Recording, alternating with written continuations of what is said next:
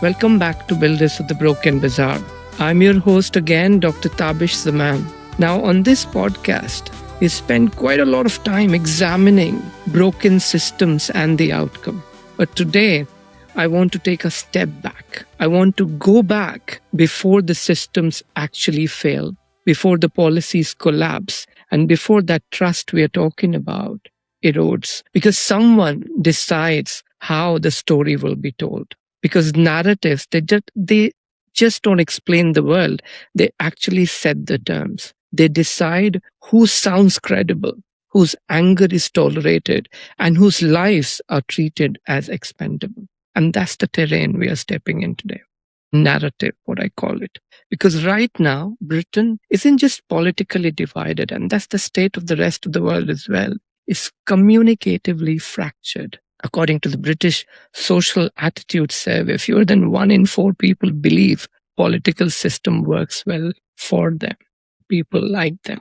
Again, Reuters Institute of Digital News report, it shows that only 34% of the UK public trust news media to report politics fairly. And among working class respondents, this trust is consistently 10 to 15 points higher. At the same time, attention, it has become brutally concentrated. On social media platform, for example, political videos that you see that trigger anger or fear are more likely than twice to be shared as factual reporting.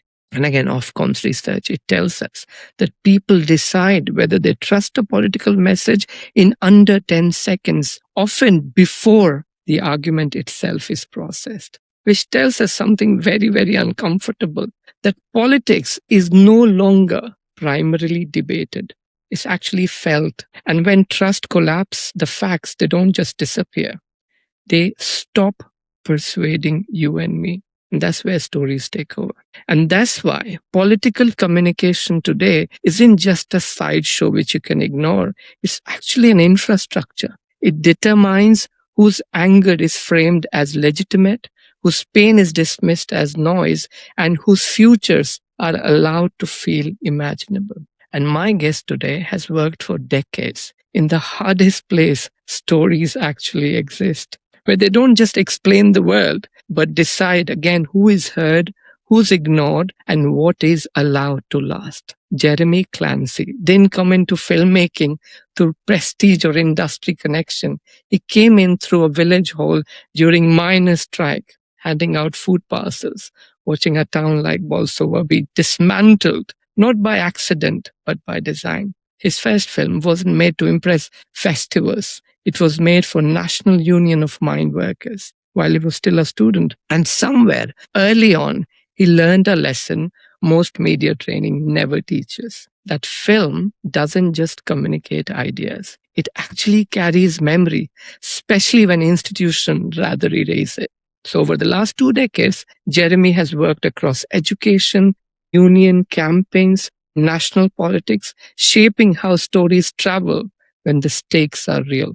So from teaching radical ideation in higher education to directing party politics, broadcast watched by millions on terrestrial television, to producing campaign films that has become some of the highest performing political content in Britain. And his work has reached over 9 million people, not because it flatters audience, but because it understands how trust, class, and credibility actually operate. And more recently, as many of you have noticed across your social feeds, Jeremy has been working alongside Zach Polonsky, leader of the Green Party. Again, not as a marketer, not as a spin doctor, but as a narrative strategist, helping shape how political stories are formed, challenged, and made intelligible in a time marked by deep fatigue, distrust, and disengagement. And this really matters because research shows more than half believe politicians speak about them, not to them. And yet moments of narrative clarity, when people feel recognized rather than managed, can actually shift that engagement by 20 to 30% within a single campaign cycle. So today's conversation isn't about film technique. It isn't about party politics. It's about who controls meaning when trust collapses, about storytelling as power, and about the responsibility that comes with shaping how millions understand the world they are living in. So, Jeremy, welcome to Builders of the Broken Bazaar. It is such an honor to have you. It's really nice to see you, Tabish, and to be chatting with you. I'm honored. Thank you so much. So let's begin. Dive straight into. I want to take you back in times which has actually shaped you. So before film, before politics, of course, there was Bolsover, which is 90 minutes away from where I am, where I live. And when I came into this country, again, I've read and heard a lot about Thatcherism. So for me, this is something very, very important. I want to get out of my chest as well. So a mining town during miners' strike, a place where things, again, it didn't happen overnight. They were systematically thinned out. For people, obviously, the work disappeared, and with that, confidence as well. And you have spoken before about handing out food parcels, about being a child watching adults carrying something they didn't quite have words for. So listening to that, what really strikes me is how early some people are forced to learn what power really is. Again, not as a theory or ideology. So I want to go back there with you. So when you think back to those days during miners' strike, what was the first sign you noticed that this isn't a negotiation under Thatcher? It had become a demonstration of power, again, played out on ordinary people's lives. So, yeah, just to set the scenes, there was 2 pits in Bolsover, and there was also a big smokeless fuel plantation where coal is treated and all the pollutants are taken out of the coal. And for that, they would have little piles of coal. And my father's a very political man. He'd been a miner. My granddad was a miner. And they were, I think, just political by nature, because it was a battle to get better working rights, safety, all the rest. Every single thing was fought for by trade unions. And the strongest union, like an army almost, was the miners,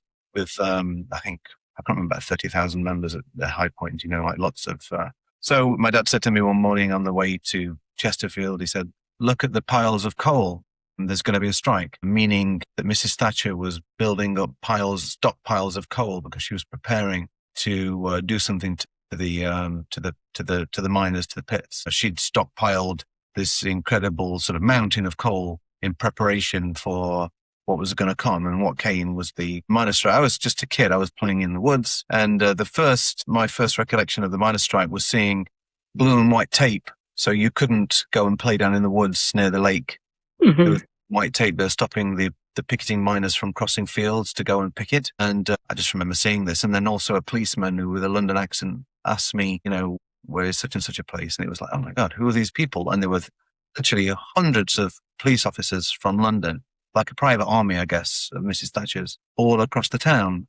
And every morning I wasn't that far from the pit. So at 5 a.m. I'd wake up and hear people shouting scab, which is what was shouted at the picket lines. And it was just endless fighting in the town between people's fathers who were striking and people's fathers who were picketing, who weren't striking, who were breaking the strike. And it just, I used to go with my mum and give out food parcels to my friends' mums, and it was just this, it was also a really, really hot summer. So you'd just see the town full of guys in their jeans with their tops off, sitting, not working, and it was like the town was like a battleground. So yeah, that's kind of gives you an idea of what this...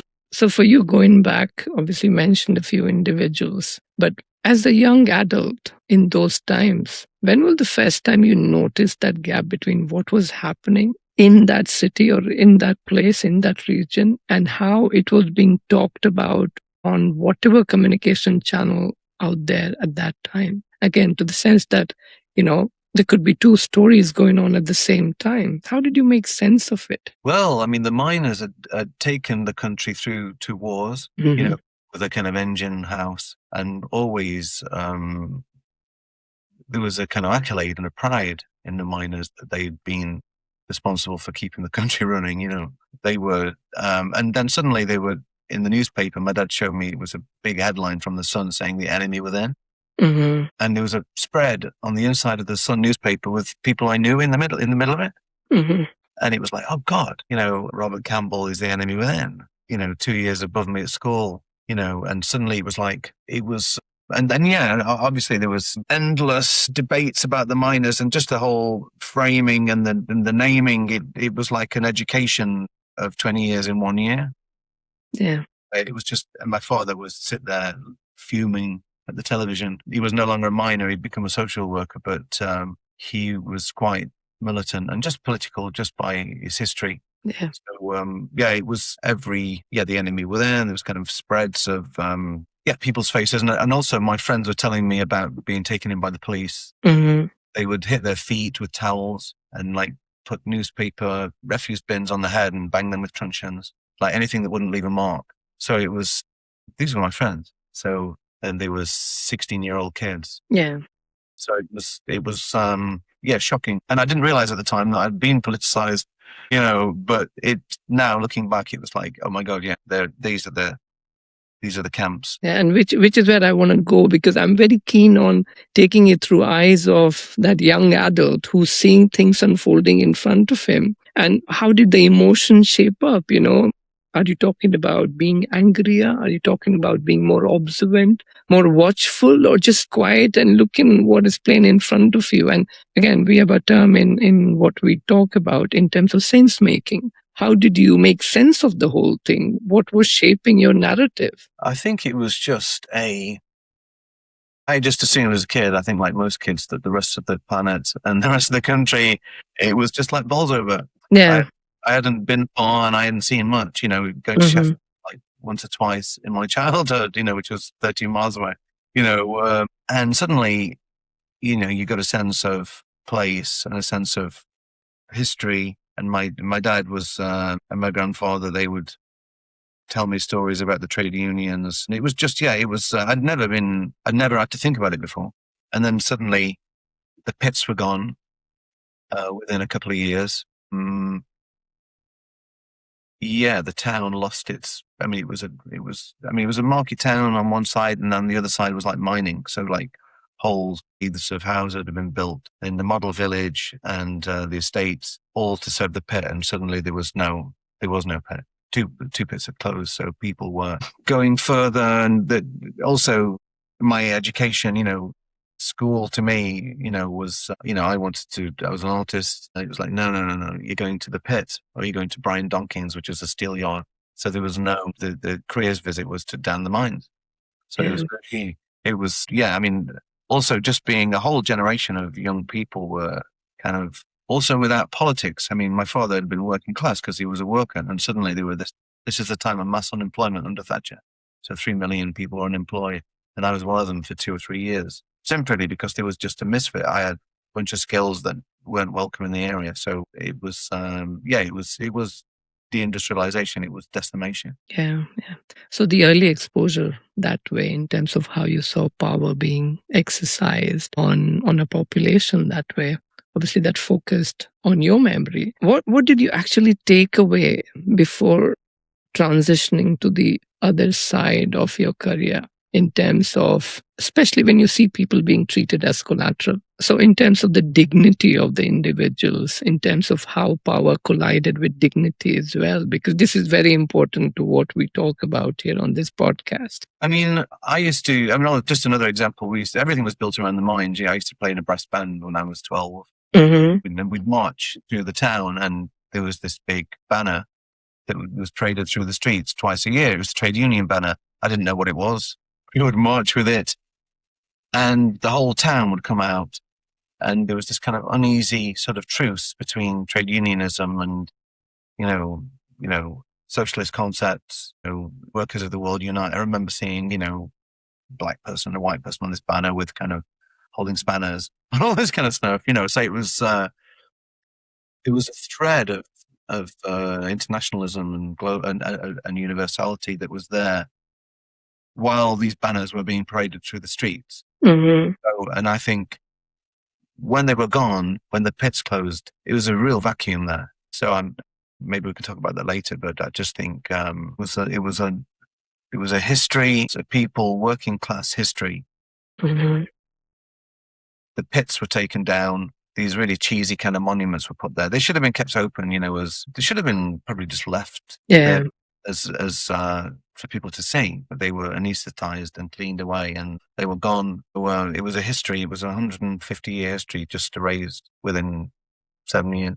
But it's interesting how that was framed as well. But for you, emerging from that and moving into film, what I see, again, what I read or what I've read about you and what I have seen in terms of how you see your profession and what you do, not just as an escape. Again, you moved from the very same thing into the very same story. Only the difference here was that you had a camera in your hand. So the first film you made, again, it was for National Union of Mine Workers while you were still at the university. So being so young, again, getting to that craft and suddenly being trusted with so many people's history. When you made that first film for NUM, did you sense that you weren't just documenting an event, but again, becoming responsible for something that was already, you had that history with you, was already being risk of being lost? I think it takes a while for people to understand, especially young people, to understand. There's a comment, that we are the clay and the world is the kiln. Yeah. It sometimes takes you a long time to recognize how you've been baked, how you've been shaped by your experiences. I mean, it takes a long, long time. It took me a long time to realize that I was deeply political, been shaped by political forces. At first I didn't realize that. I thought, I'm not working class. My dad used to go down the mine. My granddad used to go down the mine. That's stopped. That tradition is over. So, I became the precariat, in and out of sort of very short little contracts or doing little things here and there and in between, no pension, and I just thought that was the way of the world again. It was a different set of conditions I experienced with no one to explain to me who I was and what I was, and very little care. Yeah. So, I had to develop my art. I never, apart from going to university and studying fine art and filmmaking, it was the whole political side of it was something I had to assemble from nothing. Yeah. And also getting the sense of these are people I know. When I make films, I'm not making films about some other people. It's like I'm making films about my friends' mums, or it had touched you. Yeah. Seeing people without, because there's a macrocosmic way of looking at. I like to kind of look at both, the kind of the inside of a person and many, many people, and it's like, I've seen lives destroyed by not having a story or a narrative, or I'm a this, or I'm a minor, or a fitter, or kind of, So I get it. I get it. The personal story. Yeah. And again, when you were obviously doing this, at the same time, there was also that narrative around how the whole strike, it was framed as being defeated, where again, you reference to the enemy within as well. So when you were sitting in those rooms thinking about all of this, what just happened in front of you? What was it that you wanted to take away through the work you were trying to do at that time, especially so young? So seeing, there was a return to the pit where again the miners returned and the banners were taken through the town for the last time. And then pretty soon after that, the pits were closed. And again, it's like, I was 14, 15-year-old, so it was my interests. It was happening in the background, almost like. I'm sorry if I'm taking you that far back, but it's only retrospectively do I understand what was happening. So it's like Billy Elliot, I was more interested in doing other stuff, but the backdrop was this. My father, he talked about Mrs. Thatcher having her own private army. It literally was a private army of police officers. It was an ideological war against the working classes and taking down the front battalion of the miners, which is the most powerful union. And after that, the restrictions and the strictures and the rule bound trade unions. And then it was Wapping, and then it was the dockers, then it was steel workers. It was just an onslaught against the working class. And against, I actually think that a lot of the problems now to do with reform and all the rest of it, these are because after Thatcher, we got Blair, also neoliberal, same policy, same, same set of economic sort of policies and ideology, but he kind of dressed it up with, I think, as in the UK, were never given permission to kind of grieve or to move on from that great wound, and I think, it's this smoldering resentment and hatred and shame has just been sitting there ever since. Which is why I think your work really with NUM is so important. Again, didn't Raphael Samuel mentioned about how working class history disappears, not through censorship, but through neglect. So when you were filming something like that, you almost felt how fragile this is and what a big responsibility this is. And it could be easily flattened.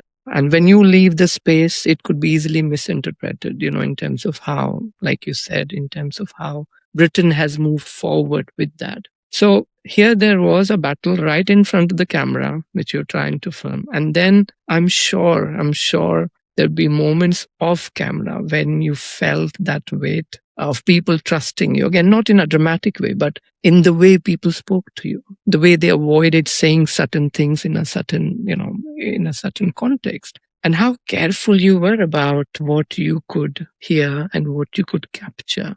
Which Well, again, I know we cannot talk further on, in terms of some of the campaigns, but give you the background detail of the film for the NUM, which is quite interesting as well. So obviously mines were nationalised and then they were reprivatised under Thatcher. Mhm. And there was a village called Arkwright, and methane gas was allowed to seep up from the mines into the houses of the village. So there were little blue flames dancing in the corners of each house, And it was R.J. Budge, I think, was the private contractor who bought this particular part of the mine. And they Mhm.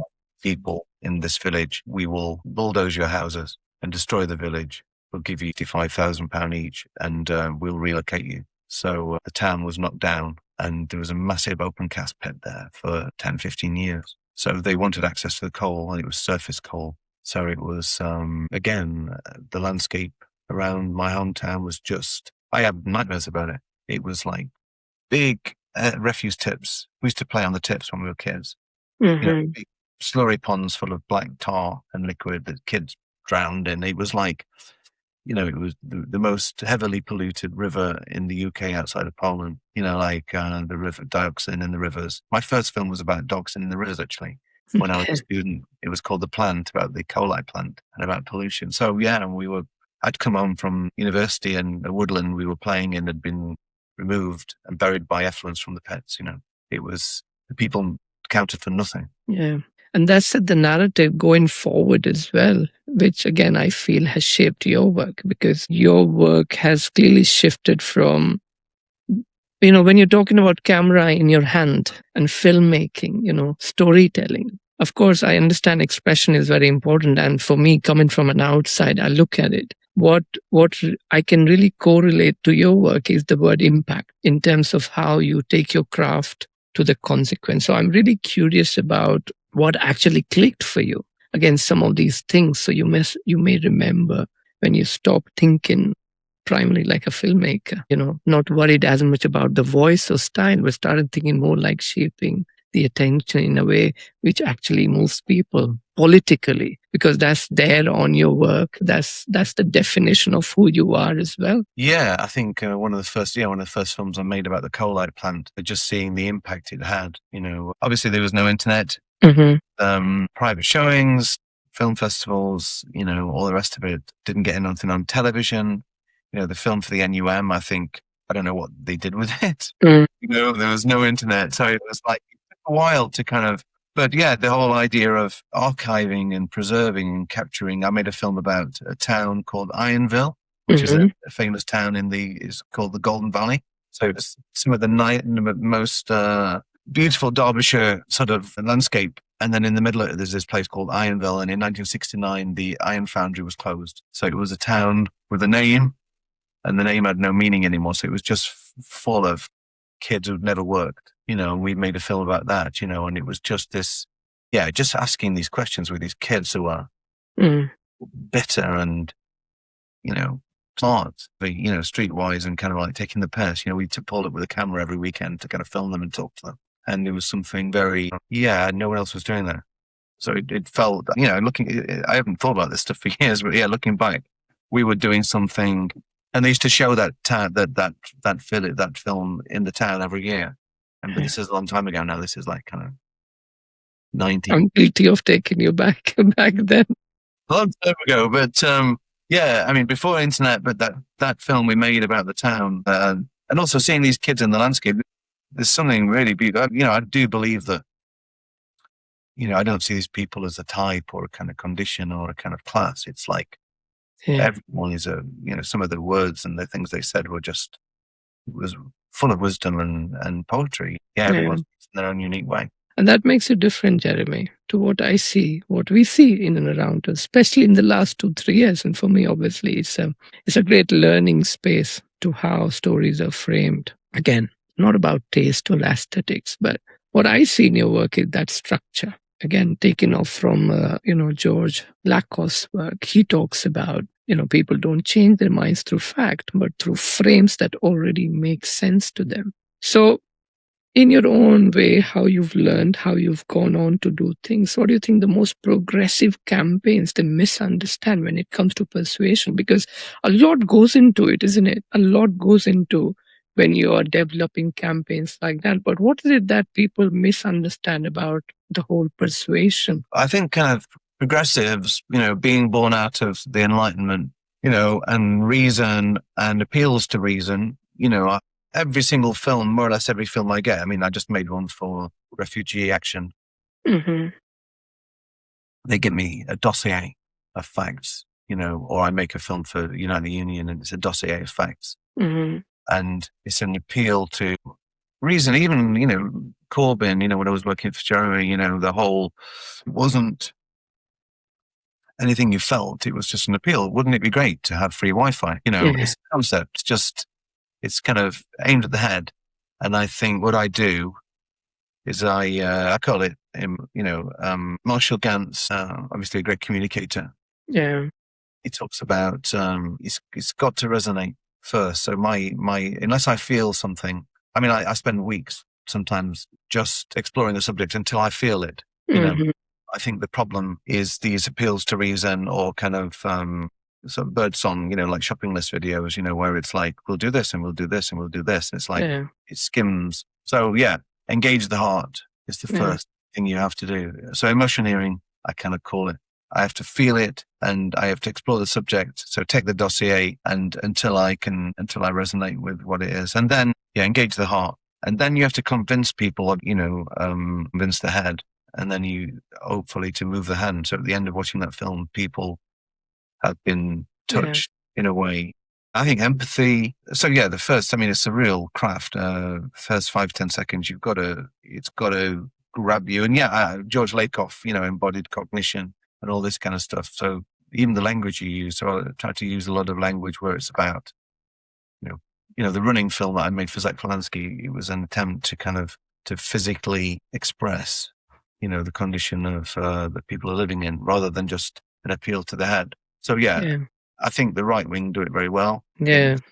They excite the amygdala, fear, the fight and flight response thing. They get people into a state of anxiety or they tap into existing fears. And I think obviously that's kind of a form of trickery, but I think voices need to, of their game, in terms of, I think it's just about empathy and putting yourself into positions of people struggling in these stories so that people feel it. I don't know if that explains anything. Yeah, no, I mean, I'm here where I'm trying to fight off that paradox because messaging when we are working with themes like this or when we are discussing subjects like this, often you end up in a moral conundrum where you think of it, how that communication goes on. But I'm really keen because your craft is so unique that way. But practically, do you think about the fact that, if I am right or if my belief is right, my values are right, people will follow. So if you're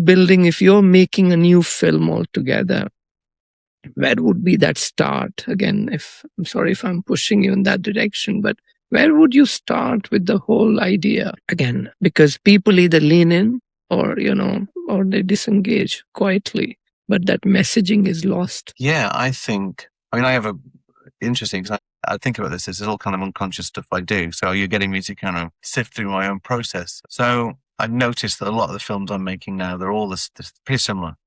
Mm-hmm. It's what the problem is systemic. Mm-hmm.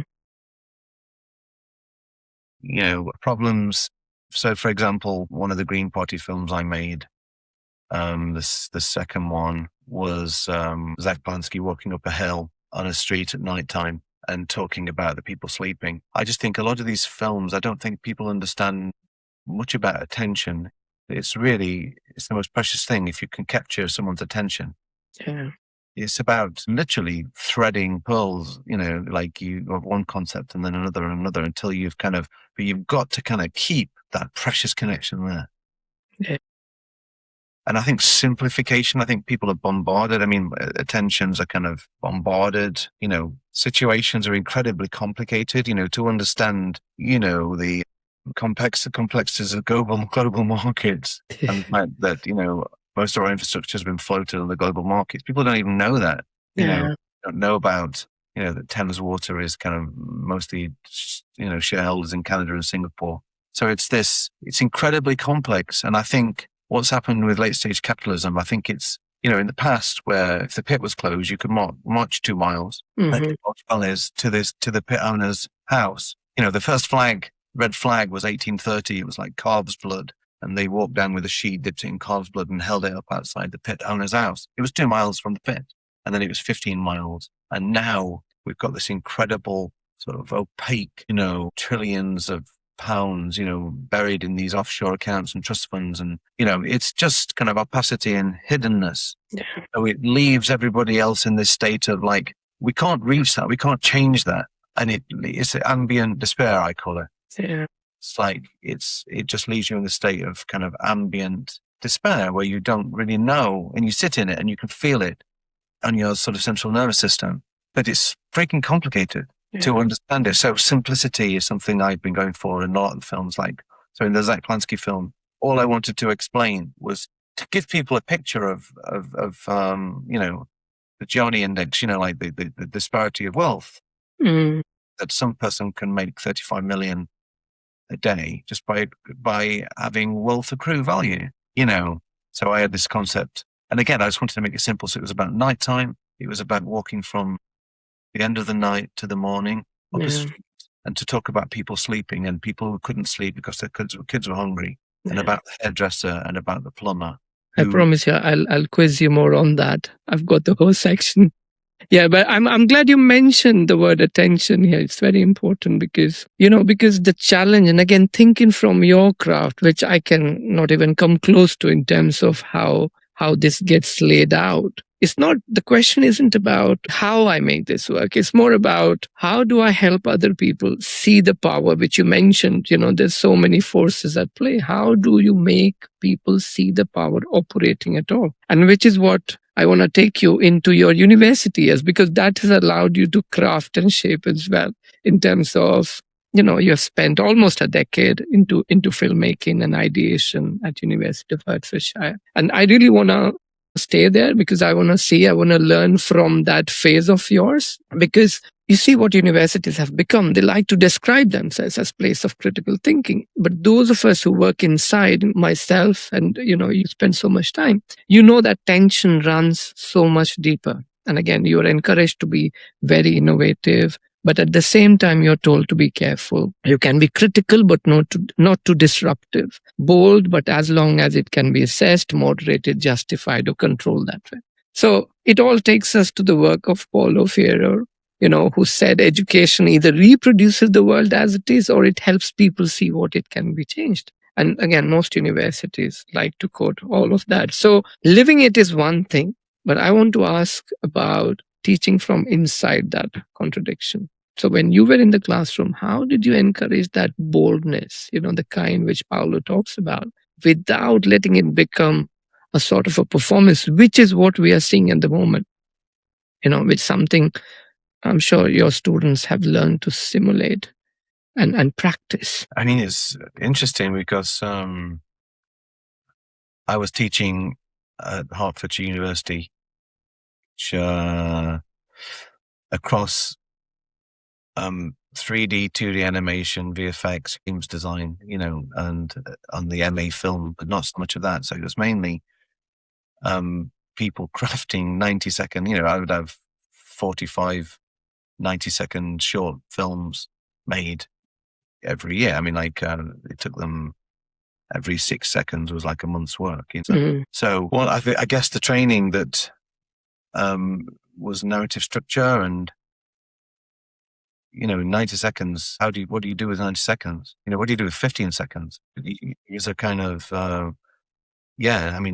narratives and story to me are, you can have, 90 minutes and not realize it was 90 minutes. It can just, once it's grabbed you, your attention is hooked.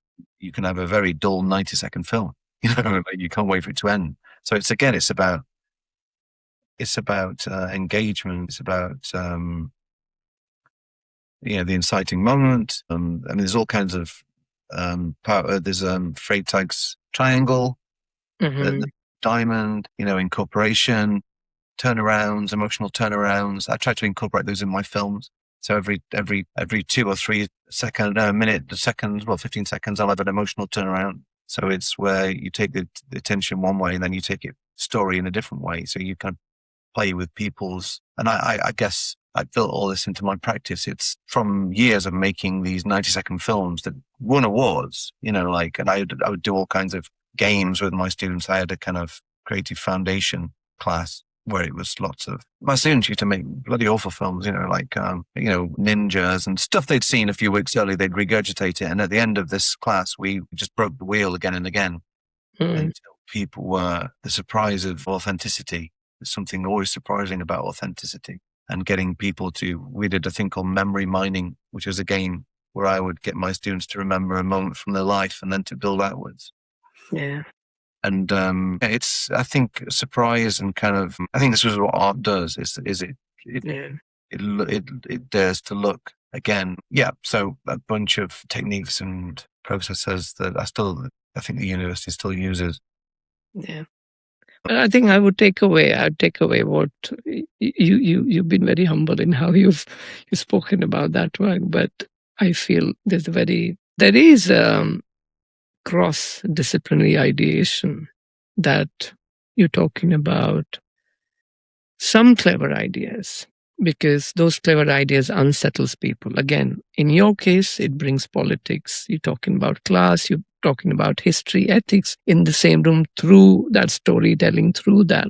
Now, once you start doing that, the ideas, they are not neutral anymore. Not at all. So thinking about universities, thinking about institutions, they are usually happy with creativity, but they become uncomfortable when creativity starts to change what people think is permissible. So I want to ask you about this whole tension of you being in that premise, working with a group of students from your own experience, looking at it where we are today. What do institutions actually fear about true creativity, true ideation, the kind that, it's not about generating that idea, but shifting people's sense of what is acceptable, what you can say in public, or what is challengeable? I mean, my university was, this whole idea of political neutrality as well.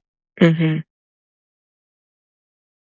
They were very concerned if we were churning out, Marxists.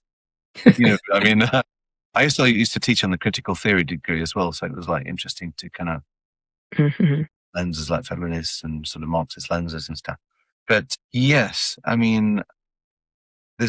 so the question about creativity, I just think what I used to try and get my students to do was just to be hip to the fact that, we have all these kind of preconditions about what a piece of art should do. Like political filmmaking is full of these concepts unconsciously, just to be cognizant of the unconscious. It must be this, and it must be this, and it must be this, and it must do this, and it must do this. And I think just to get my students aware of the fact that once they start doing this kind of internal box ticking, that they've that's no longer creativity. I think it's just getting people to break the expectations and assumptions about what a piece of artwork should be. Mm-hmm. And these are enculturated, they're built into what you've seen before. And just to be conscious of that. So, I'm always conscious of the fact that, like I said, the progressives have got to them is a film is this, and this. It's like factual. It's it's reasonable. It's rational. And you have to kind of break that. It's like situationalism. It was an attempt to break the machine, all the French theorists. It was all about that, symbolic value, kind of just making people aware of, what language, what it does, and to get, I don't know if that explains, but. Yeah. So I know you carried a lot in terms of what your experience was during those early years. And again, we've spoken a bit about the university, your university experience as well, and your life as an academic. But then you made that move where you left the classroom and you entered campaigns, unions, and movement, where spaces, especially stories, we're talking about the consequences of those stories. So I want to ask about that crossing which you did. So what actually pushed you out of that space, that safe space, into that campaigning part? Was it a very specific political moment, or again, was it a growing sense that staying inside an institution, it had become a ceiling on what your work can achieve or what you could do? Yeah, I mean, I think very disillusioned by politics in the UK. Obviously, Blair's first term was refreshing. Thatcher. Then, by 2008, the kind of wheels had fallen off. So, the Iraq War, I just didn't believe in party politics. So then 2015, 2016, there was the rise of Corbyn. And I was I was a member of the Labour Party. Yeah. It was, what was his name? Chuka Umarna. I don't know if you remember Chuka Umarna. We were making lots of films and kind of sharing them. I was making lots of films and campaign videos just locally. And then I ended up getting an opportunity to work for the Labour Party. Went for an interview with James Schneider, Seamus Milne, all that bunch. And I went to work for the Labour Party in 2017. That was the big change, I guess, making films for Jeremy, John McDonnell, and trying to share these messages. I made a few party political broadcasts for the Labour Party back then as well. And it was just this, there was it was a whirlwind.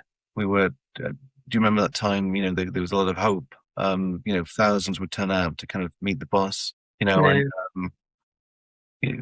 obviously you had Glastonbury with, hundreds of thousands of young kids. It was a great moment. And just to be there in all of that, I think, obviously my wings were clipped by the Labour Party, but at the same time I was making films outside of that as well. Obviously with the whole anti-Semitic slur against Jeremy, I was making films with the JVL, Jewish Voice for Labour, who were trying to say that the anti-Semitic slurs were not true. And we had a little group called Just Jews. So it was Alexei Sayle, a bunch of left-wing Jewish activists. We were making films about that.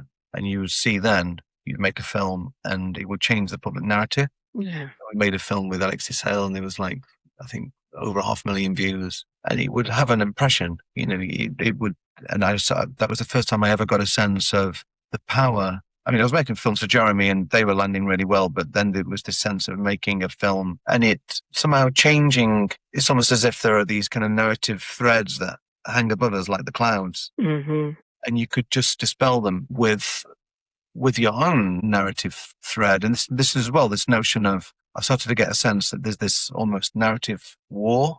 Yeah. Going on kind of above us in a way. And I've seen that ever since. This back in 2018, and just seeing that's what I sense. It's like obviously you mentioned it earlier. There's a narrative war, but you can influence that, and I think we did do that. But knowing you, Jeremy, and again following your work, clearly you're a man of your own shoes in that way. So when you are working in that cloud.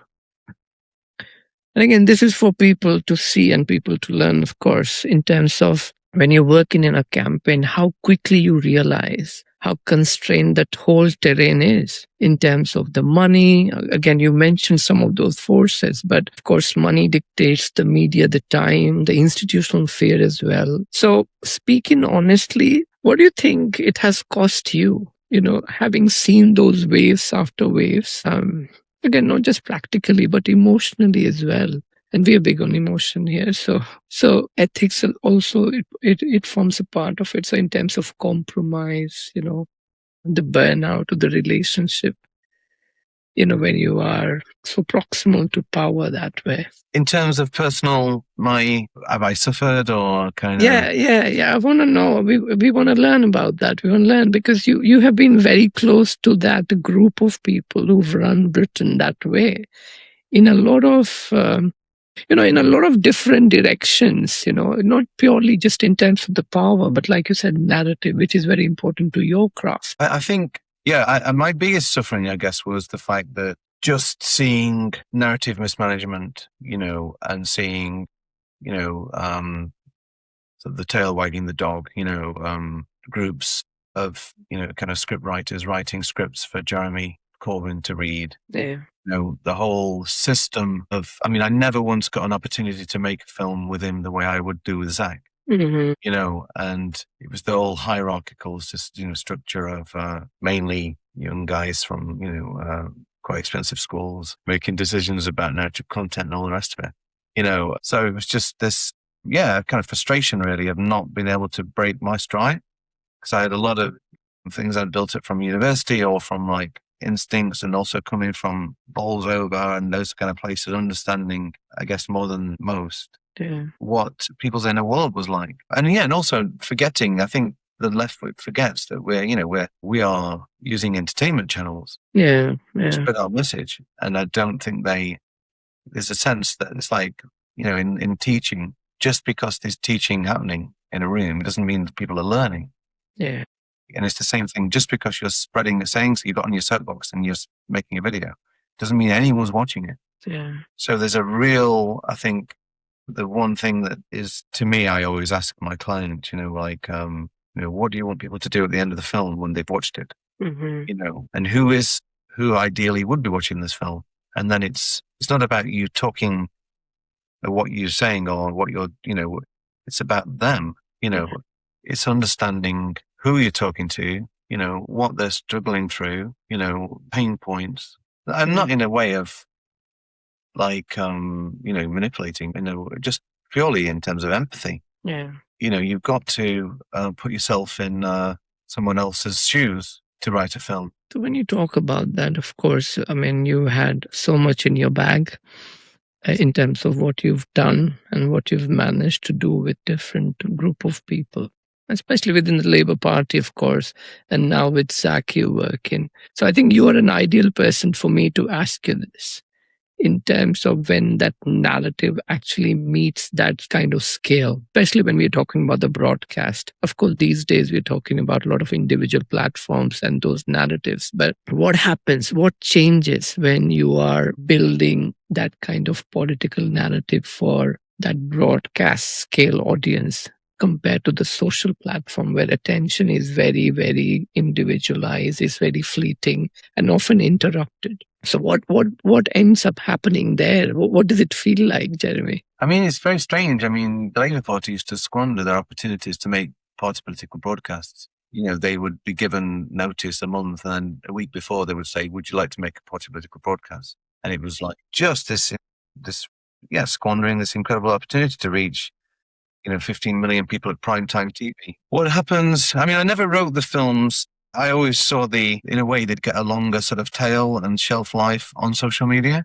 Mm-hmm. Yeah, I kind of, I obviously in terms of format, but I would kind of write them for social media instead, because they would probably stick around. It was going to get one airing on, BBC ITV, but it was going to live for a lot longer. Mm-hmm. Yeah. And again, it's this idea of resonance. Yeah. For me, again, I've got so much to talk about. I'm keen to get into before we move on to the other bits. Just in terms of when you look at the whole climate at the moment, in terms of how polarized, how distrustful it is compared to what you were doing with the Labour Party at that time. Obviously, things have changed so much. What would you say is the hardest part of making political work clear without making it simplistic? I don't know if that question makes sense, but where do you feel that pressure? Whether you were doing it for social media, whether doing it for the political broadcast, the big broadcast, where does that pressure come from mostly? And where do you feel that pressure as someone who's responsible for those messaging? Do you mind saying that again? Just let me hear that question again. Yeah. So the question is in terms of what sort of pressure you feel as an individual responsible for that messaging, in that entire journey of taking it out to the public, taking it out to who your audience is, especially when the environment or when the context is so impatient, is so polarized like it is right now. It's a big pressure. Like I have a process. Mm-hmm. Do you want to hear about that? I mean, yes, please. So it's kind of like fishing. Mm-hmm. I tend to, when I was writing stuff for Zach, I would listen to his speeches, and it was the same thing if you were writing a fiction film. There are these. I just call them. It's like you're following your emotion. I really do believe it is that. I think something happens when you catch one of these like moments of inspiration, and you can always tell when a film hasn't got them. It's just kind of a bit distant and dull and sort of mumbly. But when you get these moments where there's this, resonant ball or golden ball or whatever you want to call it, that's the way my mind works, is you touch it and it's like people just feel it. Yeah, I think this is why it's an art. I think it's this pre-production time where you're just spending time looking for these, churning through, facts and figures and all the rest of it, and suddenly you'll have a vision. You'll start to see the film in your mind as well. Yeah. And that's always a healthy moment when you can literally see it playing on the screen in your head. That's a great creative process in terms of how you formalize that. You make it sound so easy, but I bet it sounds very kind of that shit, I'm aware of like, what the fuck, golden balls, but I don't know, it's... No, we are happy watching your films. Yeah, forgive me for not being able to kind of explain it as well as I do it. All right. No worries. Let's move on to the next one where, again, looking at your work, there's a very clear pattern. And again, you have chosen consistently to work with some institutions. Of course, TUC, Unite the Union, Fire Brigades Union. At a time, many people have often, as we can see, the rhetoric, unions of as relics. But unions still are places where the decisions, they are all about real people. We're talking about the pay package, we're talking about the shift, safety, homes, and all of that. So your work seems to treat union not as brand, but like you justify as living infrastructure. So I want to ask you about that particular choice. Why does union remain such a central part of your work? Is it the ideology? Again, by now people must have made up their mind in terms of where you're coming from. But is it proximity to real life or just that sheer clarity? What is at stake when you're telling those stories? Again, this is like, working class history you never learn in school. Yeah. Where does the weekend come from? Why don't we work a 12-hour day? We did. And there was, this is fought for, and it's a hidden history. It's a completely hidden history, and it's under attack. It's this, Thatcher, the pits, the mines, breaking the trade unions, we wouldn't have had 0-hour contracts, back in 1979, because the unions would have been out. So it's like, it's a class war. Mm-hmm. And the unions recognize that. I think that's what I got as a kid. It's like, yeah, this is a war. This is not. The media has been used against us. They want to destroy whatever it is we have here. And I think why I work with the unions is because, yeah, obviously they're not representing all working people, but they are the vanguards of the working people. Yeah. And they put in a sort of a flag and say, beyond this point, you will not pass, and it protects everyone, our working rights. So what happened to the PLO ferries, they're laying everybody off by text, these things really, really matter, not just for the people at the PLO, but for everybody else, because these are the vanguards of kind of pushing workers' rights. And, it's been a consistent war against working class people and everyone since the 80s until we are, and it's not over, organization, automation, AI. It's like, it's a battle, an absolute battle. And the kind of the remnants of a healthy fighting back are the unions. So I will work for them. And I think, again, they're kind of dinosaurs. They teach, but no one learns. They don't understand language, they don't understand communication. So I wanted to lend them my skills. And another thing that I was kind of proud of doing was the Enough is Enough campaign. I don't know if you remember, where it was union leaders. It was Mick Lynch, Eddie Dempsey, Zara Sultana, Jeremy Corbyn, sort of stepping forward and doing this. Enough is enough, Yeah. And the film we made got 15 million views, and there were protests, in every major city of the UK. Hundreds of thousands of people turned out. So, yeah, I think it's, the word class, I think it was literally, I think it was a campaign to take that word out of our language. I think, that's how you could have, there was an attempt. I mean, the Labour Party, it was kind of gay pride, and kind of, you had race theory and sort of gender theory. Marx and class were gone. That's how you can end up with things like, a beautifully ethnically diverse Tory cabinet, or Priti Patel, being a person with melanated skin, introducing some of the most draconian right-wing, racist kind of policies. So I think unless the word class, I want to bring that word back. I think, I think that concept as well has to be continuously updated. What does it mean, class? I think anyone with a salary is working class now, because we've got entrenched wealth, that accrues more than, GDP. And anyone with a salary, that's where that's carrying the burden of a country. So everyone can feel it. The middle class is shrinking, even doctors and architects, kind of feel it. Yeah. And I think with class also, we could talk about culture as well, which again, Raymond William, he talked about how, framed it as ordinary rather than elite or not abstract, but. I mean, my sister runs the Raymond William Foundation. Oh, did she? All right. Okay. So, wow. Yeah. Okay. So again, I can see the tone, the language, the credibility which you see in the unions, which I feel often political parties miss. So. And also the sense of class, it's an amazing concept to see I've just made a film with Martinelli about a memory of him seeing a union flag with a black and a white person on it carrying a chain. And it's that concept that, workers, all you stand to lose is your change, It doesn't say black workers, white workers, it says workers. Class is it's the only glue, you can, to glue us together, because the other concepts don't. Women are women, gender is gender, race is race, but class, we all belong to that. And I think that's the unifier, and that's why it's terrifying to these people, and that's why they got rid of it. And that's why I bring it back into every one of my films. Yeah.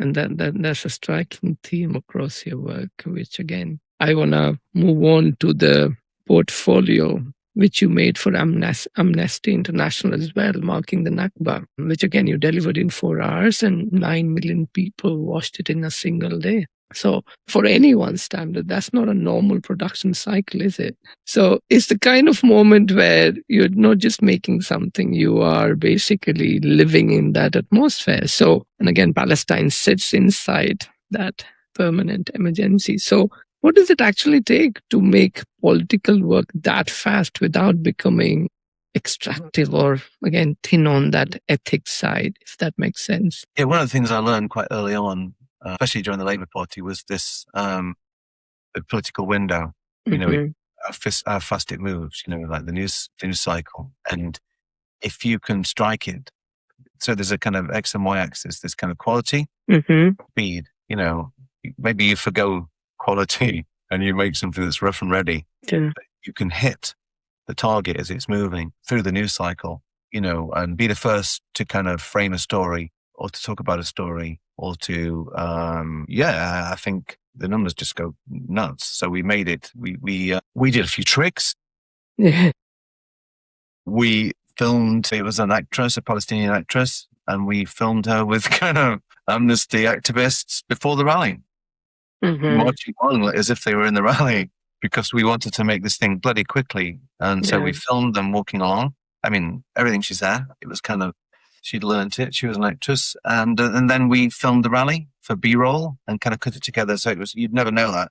But we managed to kind of film it edit it and get it out in 4 hours. And we were the first to make, and again, the zeitgeist, it was there, we got it. And so it's something I always like to think about, is it timely or is it about narrative quality? So, I mean, like, there's always a kind of playoff between the two. Timeliness, if it's the news cycle and you're responding to something, make it ugly, doesn't matter, just get it out. Yeah. I mean, and that's very interesting, because when you talk about the speed and accuracy, and again, who we are centering in that story, especially in a context where it has so many different layers, isn't it? You always run that risk, because we're talking about suffering, in terms of turning something into trauma, pain. Again, there's so many things to it, Yeah, and seeing the media at play during the last, since October 2023, it's the media I saw with the miners, or the enemy within. It was just this, it's a misinformation lens. And again,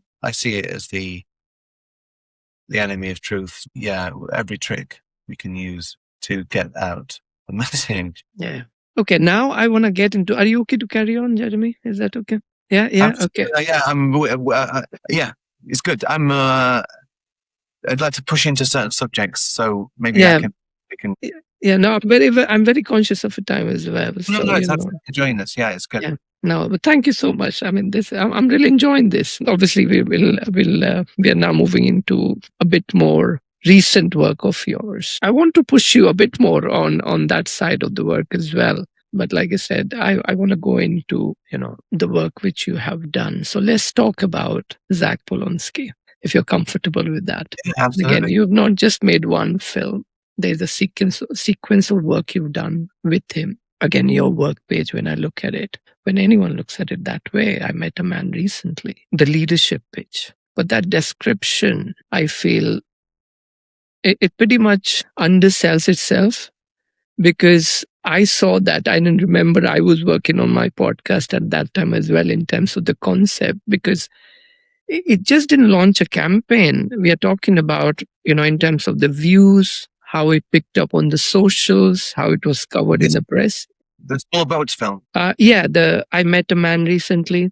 What does the guy with the gun on the beach? Yes. Yeah. And again, a lot of people at that time, outside UK, we're talking about, it feels like about us. That attachment was there, that alignment was there. Again, Zach wasn't shouting about anything. He wasn't talking about any policy. There was no performance outrage as such. So my question to you is, all the projects which you've done with Zach, what was the longer narrative you were trying to build, and how each piece needed to do sort of different things in public and around the different stakeholders you were surrounded with? I mean, the beauty of those films, I mean, to be honest, is that I was talking to Zach for 3 years. Mm-hmm. When he was a member of the GLA, and he was just, I think, deputy leader of the Greens, and he'd seen some films I made, probably Enough is Enough, that kind of thing. We were DMing each other on Twitter. And then I said, I would love to make something for you one day. And then he said he was running for leadership of the Green Party. And I said I would make it for free if I could write it. And so I listened to a bunch of his speeches, and a friend of mine as well, Adam Briscoe, was doing some street interviews with Zach out around, kind of getting him to kind of talk to people in the street. And then he met the guy, there's a black guy actually, who was on the beach with a gun, whose parents had come in on the Windrush, which is wild. So, yeah. And then I think, working with Zach was the fact that, I mean, this is, structural. The Labour Party had become a certain thing. The Corbyn moment was gone. They were mired in centrism, just mealy-mouthed kind of place-holding nonsense, and then the Tory party was moving further to the right. The whole country was moving further to the right. Yeah. The Overton window was, things were being said that, I mean, like, look at UKIP's logo now, bloody Nazi kind of cross. Like, the whole thing has just gone to the right. It's no more subtle at all. Have a chance just to kind of, so the story about the guy on the beach and this obsession, just to talk about it head on. And just to say with blinding clarity, in simple terms, about this. We're no longer dealing with reasonableness. It was like an obsession. If you fall into their frame, if you try and argue with these people, it's just like people in a cult. So just to be able to talk about that and then to film it in that place, also this idea of charting, there was a few symbolic things, the idea of him being between the sea and the land, this thread of, the point where the country turns into ocean, what is this place called England, and what charting the idea of who we are, and so, and also a lot of films, right-wing films, use that same location. Yeah. So obviously kind of included that same location, the White Cliffs, Fortress Britain, all this kind of bullshit, even holding the line. We were playing with there were some of the right-wing narratives and sort of concepts. And weirdly, when I look back at the ratings, there was very little pushback from reform or from that lot. It was I think, and what it is, the film was just an attempt to shift the lens, really, away from some of the poorest people on the planet being the ones who are killing, destroying the country, to the richest people on the planet pumping up these narratives. And just the fact that he was willing to say this, it was a perfect marriage. So and the way he delivered it as well, isn't it? I mean, I don't know what you were doing making him shoot at 4. Yeah, we have a mutual friend, I'm a big, it's this notion of authenticity and kind of, I used to teach acting for camera, this idea of, capturing an authentic person and, not for them to be, I've seen so many films, where MPs read auto prompts, and it's just the death knell, and so I would write a script and give it to Zach for him to kind of put it in his own mouth, and all of that stuff is so important. Yeah. And for it to be vernacular and just swearing, he says at one point, I call that bollocks, or bullshit, whatever it is. Yeah. And I just think, all of this stuff is super important. Yeah. And people started, this, and in terms of cinematically as well, the idea of it being this kind of gritty, kind of piece, the music, he rang me and said the music should be more upbeat at the end. I said, no, it really shouldn't. It needs to capture, it needs to be a test of the public emotion. So the films I made for Zach, they're all fairly downbeat.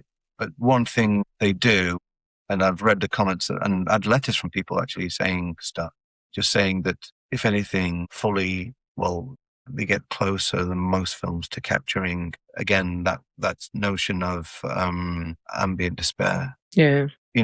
And, recently I'd watched on TikTok on my feed, some right-wing guy came on and said, I'm going to make myself very unpopular. And he shared one of my films. A single word of this. So, what these things are doing, they're battling this. They've spent billions pumping this narrative that migrants are responsible to the point now we're obsessed with it. And just to do that, obviously there's such an appetite for these films. So I think, I don't think it's necessarily my filmmaking or Zach's delivery. It's just understanding, what the appetite is. Yeah. For this kind of truth telling. But you were consciously avoiding, weren't you, in terms of whatever the technicality there is, in terms of the language or the posture, or again, the imagery in terms of where you shot it. Because one of the things you feel when you look at a campaign like that, or when you look at films like that, especially coming from the political side, it could have easily placed Zach inside a very tired political frame, which obviously you avoided doing what you did and how you did it. But then, as someone behind that, responsible for that, did you have any fear? Did you think what audiences were bringing with them when they would watch it on their mobile phone, or when they would press I always have fear of my films. Yeah? Yeah, I always, like the last one, the running one, I just thought it was going to be a terrible disaster, So yeah, I'm always quite anxious about them. Because that film actually, if you look at it, and again, I know you look at it from a different lens, but as audience, when we looked at it, it really settled us into what our prospective leader is talking about. There was nothing exciting about it, but I'd feel there was a lot of calming. The first one, the boats one, yeah. Yes, yeah. There's some interesting lines in it. I like the line, the people who are polluting our rivers are polluting our minds.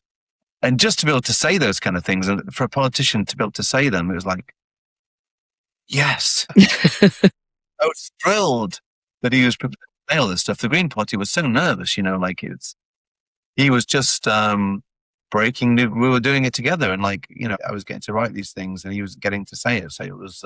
It felt long overdue. How long has Keir Starmer been around and not saying any of the stuff? We tried from all sorts, all angles. It never works that way. But with Zach, I think that has been a very natural progression as well in terms of how conscious of your party and the fact that I think he just structurally, strategically got it. No one was saying this stuff. Someone has to say it.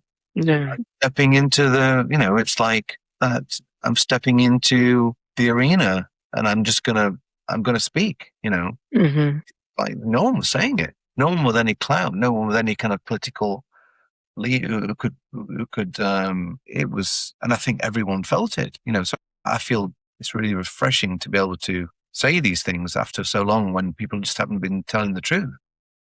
Yeah. But does it also tell something about who Zach is as an individual as well? I think he's a very brave. I mean, I find Zach to be, he kind of, we were celebrating him becoming the leader of the Green Party, and it was just in the corner of a room chatting with his partner. It's just this small, low-key event, where he's just not a grandiose egotist, very humble guy, which is so rare, a bit like Corbyn, really, happy on his allotment. These kind of people, any of these kind of people, I will try and make a platform for them. Yeah.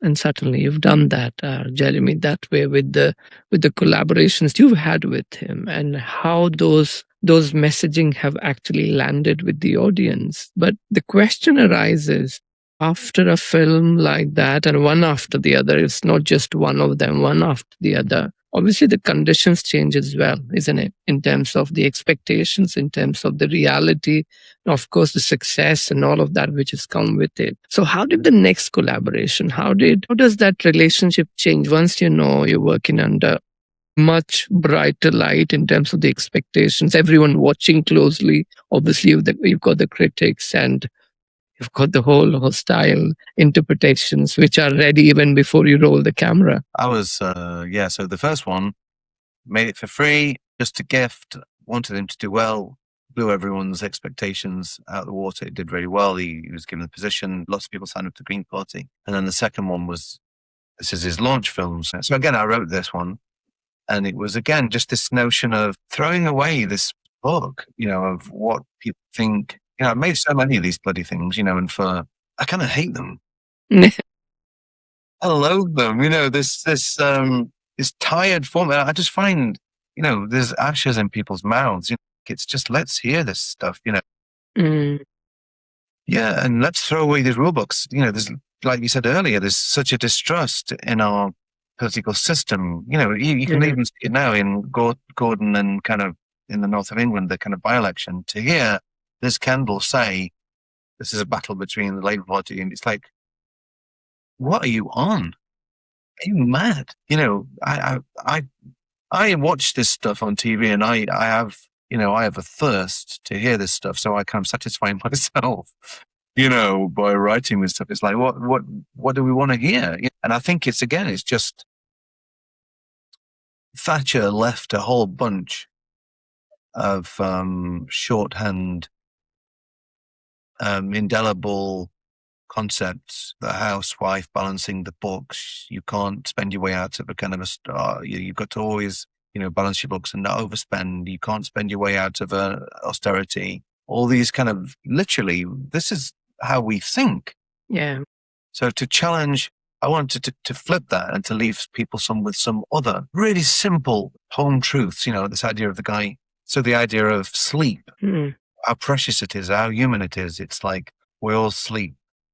Some people don't sleep well because they know their kids are hungry and they feel guilty. Just these truths, and for people to kind of feel that in their body, and then gradually to let them feel the weight of people's lives, and then to use the sleep analogy to steer into this idea that some people go to sleep at night and when they wake up, this kind of outrageous kind of truth, that they can wake up £35 million richer. Richer than a whole town. in the north of England, with richer than Jaywick, richer than, a borough of Manchester. So I just didn't want to do anything else, not point fingers at other politicians like you're supposed to, or give a shopping list of what you're going to do when you get into power. It's like, no, let's just let that land, that one concept, and let it sort of sit alongside Thatcher's, home tree. Let's create some frames that people can use. So George Lakoff, that's what we're doing. And I think that certainly triggered a lot of people that way.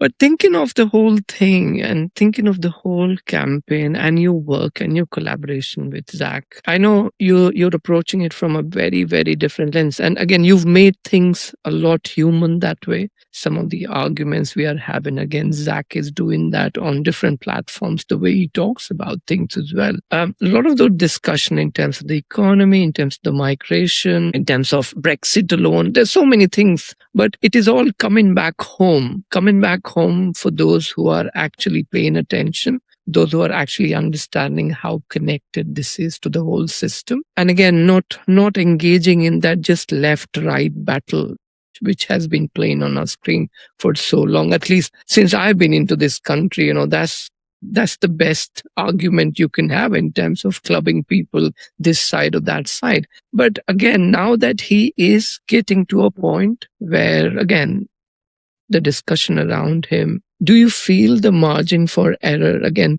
how do we look at that? How do we counter that? Because I think he has waded through a lot of things in a very, very humane way, which I feel is the right way to go about it.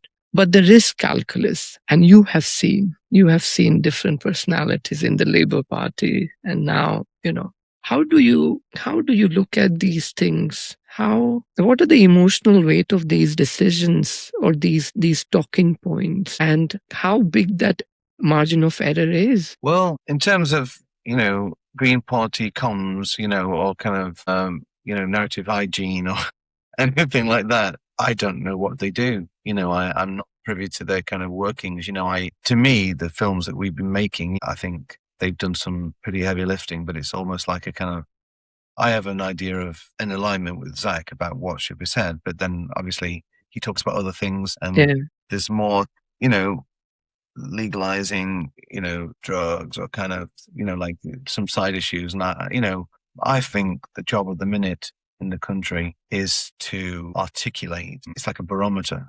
Yeah. It has to articulate that line to make hope normal again. It's not, we're going to clean up the rivers and we're going to kind of like do this, we're going to do that, and we'll kind of, it's like people are so distrustful and so at a wit's end, like literally in a fog of despair. I think this is what, like I said earlier, it's like, this is what Farage feeds on. So that line, to make hope normal again, it's a very modest request. Yeah. But this is where we're at. I think it just chimes with the barometer. That's where we are. And I think a lot of politicians don't understand tone. Yeah. I think it's tone, and it's like the litmus test. What do we feel in this country? I kind of live. I was moved from Penge to Croydon. These are not. This is not Kensington. I see it and I feel it, and I get on the trams in Croydon and I see, everyone's dressed in black and seem to be mourning for something. Lives aren't flourishing. People are not. And that's why, don't you think we need a whole army that way? And when I say army, we need thinkers, again, across the discipline. Again, Zach is out there doing his bit, but then it requires a whole set of builders who really think, and from different disciplines across different sectors come along those lines. And yeah, how do we do that? I mean, like, I see so much potential, and we never seem to kind of, even over the whole thing, fighting against what's been going on in Gaza and Palestine. Yeah. The atomization of the there's no funding, there's kind of no organization. Yeah. It's like, I don't know. I'm always on the lookout for ways how we organize. And I think, I think we need to up our game. No, I think your role is very important there. I think, what you're doing, of course, in times like this, you need a leader. You need someone who's carrying that message. And again, slowly and surely, in terms of what Zach is trying to say, and which is why people behind him, with whatever little messaging is coming through, is making a change, is making a difference. I remember, I've been in this country 17 years. I've never seen, again, it's not just my lens. I really feel there's a real vigor in terms of how we are suddenly looking at the politics. As much it has to do with what the messaging is out there, how that is being communicated, or the inefficiencies of the other parties in terms of the leaders and their self-interested ideologies. But yeah, this is an exciting time. This is an opportunity, I feel, for a lot of other space makers to get into that space and try to do something which actually aligns with. Yeah. I mean, I keep going back to this thing, the whole Farage thing, I tend to think of it as, collective shadow projection. It's people who have not had flourishing lives, deindustrialization, the fact that people, 150 years of community was gone and no one grieved, and, white, working classes were told, through the lens of kind of, culturally progressive politics that they were the white privilege. They clearly weren't. There's a whole kind of unspokenness about pain that we have to speak to.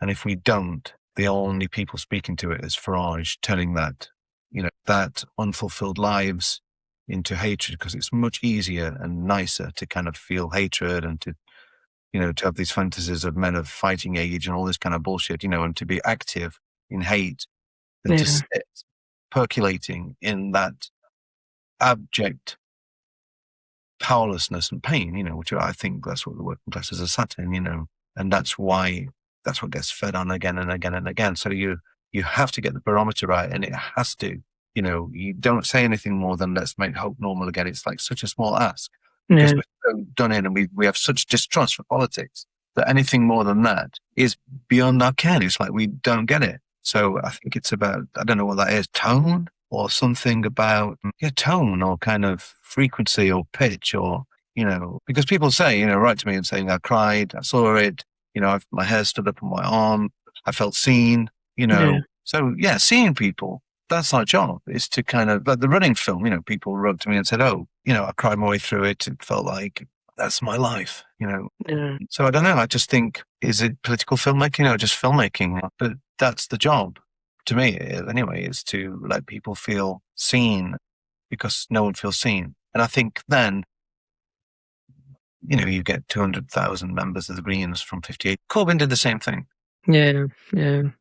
He let them be seen. So I think it's again and again. And I think Keir Starmer, when I hear him, I work with a guy, he has an autoprompter. He used to get lessons from this woman who worked at RADA about projection, not about authenticity. The mistakes that this group of people made around him. I mean, he could have probably communicated. I think his policies are bullshit. I mean, like, he's just, he hasn't got any ideas. There's a poverty of ideas, poverty of political ideas, poverty of imagination, poverty on every front. So, even poverty of authenticity. The guy speaks like he's got, someone else's words and he looks uncomfortable with it. So people are for. And I think it's more evident right now in terms of where he is. And this clearly shows that, last few days, you can clearly feel that, how he's on the last rung. And he just hangs in there. He's just quite one of those people who hang in. Yeah, doing everything you can that way. But what's his bloody face? The other guy's going to replace him.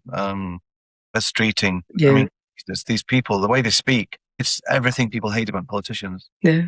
The language, we use short sentences, swear words, vernacular, simple metaphors, all the time. How do we explain and make people feel heard? Yeah. Or at least give that belief that alternatives are also possible. Yeah, because once people feel heard, they're kind of half on board. It's like, oh my God, he gets it. Yeah. And then, you don't ask them to join anything. They just feel heard. So it's like honorable that, give them, you don't ask them for anything. All we're going to do is just, Zach's life. He lived precariously, he had some acting job, did a bit of lecturing here and there. He's one of those people, like I am, and to to let people feel heard, I think is is the job. And it's interesting as well, because I've heard lots of people say he's doing a Mandami, it's kind of really not.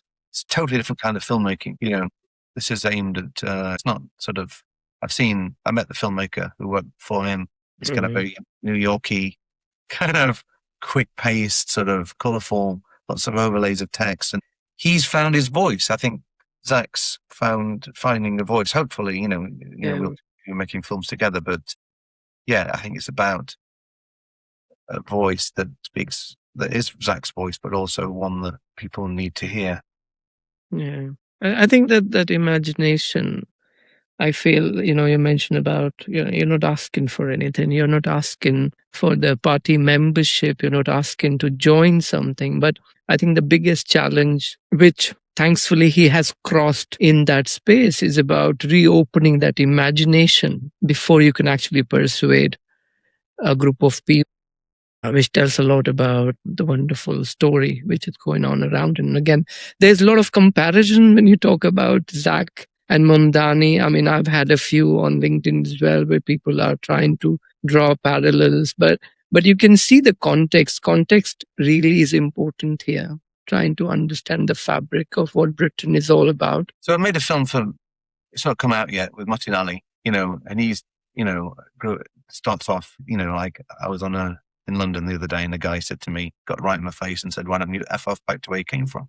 He's on the bus. He says, "I did. I came back to Sheffield." And he gets off the bus, and it's this, it couldn't have been Zach's film or Mondani's film. It's about, everyone needs to find their story, their kind of, their point of resonance. Mm-hmm. And this is what I think film does, like it, I'd like to make one for Rachel, like she spent years with some terrible disability, like that no one knows about, like it's this point of emotional resonance between human connection is what we need, so this Martinelli film, I'm interested to see. Again, I'm really distrustful of whether it's going to be any good, but like, I think it will do. He's a Muslim man from Sheffield whose dad was a steel worker, talking about the demise of the white working classes. That is interesting. I mean, yeah, that's it's going to really kind of cause people to say, "Oh my God, he's telling my story. No one else has told my story." He talked about the steel yard closing down where his dad used to work. He talks about the coal, talks about the dockers in London. He talks about all these things, but he's a brown man in the way that the reform, some of the reform policy about remigration, all this kind of shit, So he's going to tell their story for them as his voice. If you listen to him, he's just like a guy from Sheffield, like his voice and everything. So yeah, I think it'll be interesting to see how that lands, because it's about class again, but it's about, it's the glue. It's obviously we've got senses, the white working class, but no, it's not. It's like class. It's just a neutral frame. Yeah, I think it'll be interesting to see how that, and I think this is the thing, like people need a reminder of their class history. The Union flag that used to come through our town got replaced by British flags. They were never. It never was like that. You never saw England flags unless it was somebody football nut. And it wasn't their flag. Their flag was the Union flag, and then it was gone. It wasn't preserved. Working class history wasn't preserved. It just disappeared, and gradually, you got this bizarre phenomenon, of people putting up these flags now. When I think, I was reading an interesting article that the kind of white American working class are the most propagandized people. Kind of black Americans get it. America never kind of was for them. But the white class are in this state of, they're always used for ulterior purposes. It's a very checkered history there in terms of how that has been weaponized, or that has been looked at least. But what else should we look out from that particular film then? It's going to be, I don't know. I think it's up to Motti when he launches it. I think he's going to show it in Leeds first and then launch it. But it'll be interesting to see, what it does. Mm-hmm. But it's about explaining. I think people live in the permanent present moment. They're in this, the present gets shorter and shorter until there's no political history. Yeah. I think these ideas, they thrive in that ferocious notions, like the But when you actually put them in political context, that's what destroys them. If you talk about migration, you've lost the argument before you've begun because you've stepped into their frame.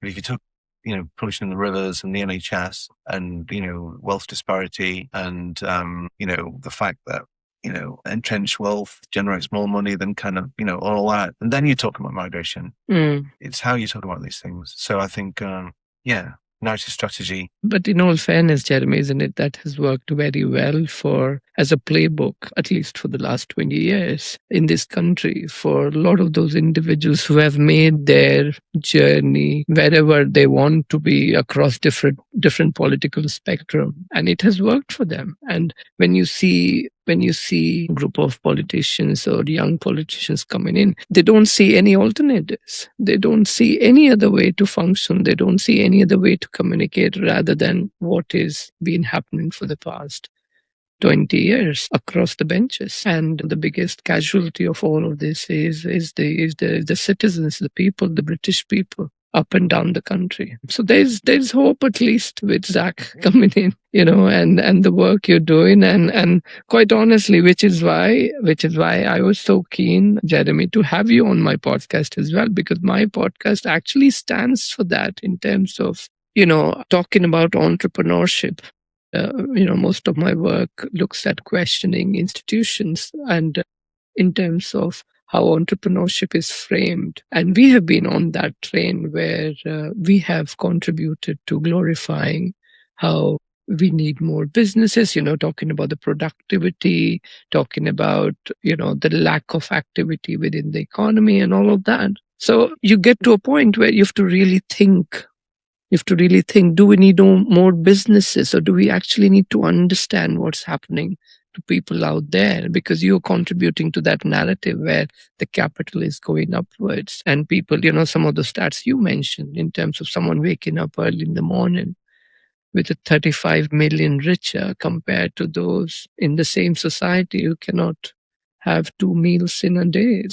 So yeah, I mean, this is what this is all about, Jeremy. And I'm looking out for builders. I'm looking out for builders who really understand that it's not about capital. It's not about contributing that narrative, but going to the core of the problems which we face. And I'm so glad you contributed to that. And I have one last question for you, by the way. We are not done yet before we move on to the next one. Before I close the whole thing, again, you look at our country, which is so tired, so divided. And something you told me, which has actually, stuck with me. You talk about how we communicate our ideas, what responsibility do storytellers like ourselves, you and me, how do we carry that when people are listening more closely? So how would you answer that as a closing statement to this discussion we've had? Say it again, because I want to. Yeah. So when you see, I'm just pointing to the notion of responsibility. I know it's a very broad question, but what responsibilities do we have? I know we are all trying to search for answers and through our work, which we are doing. But what responsibility do we have if people are listening to us? So what responsibility do we have as storytellers? Yeah, I think it's a healthy radar. I think you need to, it's a big radar as well. It's like, I quite like Ken Wilber. Mm-hmm. So I tend to use his, 4 quadrants quite a lot. Do you know Ken Wilber? The idea of the inside of a person.